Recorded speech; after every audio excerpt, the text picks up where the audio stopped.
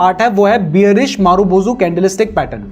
Marubozu का मतलब क्या होता है वो मैंने आपको समझा ही दिया है, और यहां पर बियरिश का सीधा सीधा मतलब है कि इस कैंडलस्टिक पैटर्न के बनने के बाद शेयर की प्राइस गिरने के चांसेस होते हैं, और इसमें एक बड़ी रेड कलर की कैंडल बनती है जिसके ना तो ऊपर विक होती है ना नीचे विक होती है। अगर छोटी विक हो तो भी उससे कोई फर्क नहीं पड़ता है, उसको भी हम बियरिश मारुबोजू ही कंसीडर करेंगे। यहां पर ध्यान रखने वाली बात यह है कि यहां पर कलर की बहुत ज्यादा इंपॉर्टेंस है, तो ये रेड कलर की है तभी ये बियरिश मारुबोजू है। और इसके साथ ही यहां पर ध्यान देने वाली बात यह है कि यहां पर ट्रेंड की कोई भी इंपॉर्टेंस नहीं है। मान लीजिए अगर शेयर की प्राइस बढ़ रही है और ऐसे में ये मारुबोजू कैंडलस्टिक पैटर्न बन जाता है तो उसके बाद शेयर की प्राइस गिरने के चांसेस होते हैं। और अगर मान लीजिए शेयर की प्राइस ऑलरेडी गिर रही है और उसके बाद मारुबोजू कैंडलस्टिक पैटर्न बन जाता है तो यहां से भी चांसेस हैं कि शेयर की प्राइस और ज्यादा गिर सकती है। अब इसके पीछे की साइकोलॉजी भी समझ लेते हैं। तो इसमें आप देख सकते हैं कि जो शेयर की प्राइस थी वो यहां पर ओपन हुई थी, और जहां पर शेयर की प्राइस ओपन हुई थी वहीं पर उसका हाई पॉइंट भी था। अगर थोड़ा ऊपर भी होता तो मैंने आपको बताया कि कोई खास फर्क नहीं पड़ेगा।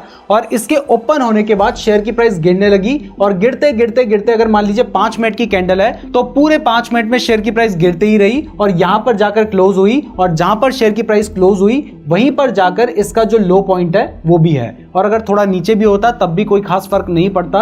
तो इसमें आप देख सकते हैं कि यहां पर सेलर्स बहुत ज्यादा एग्रेसिव हैं, सेलर्स के हाथ में डोमिनेंस है जिसकी वजह से शेयर की प्राइस लगातार गिर रही है। तो इसका मतलब होता है कि इसके बाद शेयर की प्राइस और ज्यादा गिर सकती है, तो यहां पर आप शॉर्ट करने की पोजीशन ले सकते हैं। अब अगर आप शॉर्ट करने की पोजीशन लेंगे तो वो पोजीशन आपको कैसे लेनी है चलिए अब वो भी समझ लेते हैं। तो आप देख सकते हैं कि इससे पहले शेयर की प्राइस गिर रही थी, उसके बाद ये मारुबोजू कैंडल बनी और उसके बाद शेयर की प्राइस और ज्यादा गिरने लग गई। यानी जहां पर ये पैटर्न बनेगा उसके बाद शेयर की प्राइस गिरने के चांसेस होंगे। अब अगर आपको इसमें ट्रेड लेना है तो वो आप कैसे ले सकते हैं, तो यहां पर क्योंकि ये एक बेरिश पैटर्न है तो आपको शॉर्ट सेल करने का ही ट्रेड लेना होगा।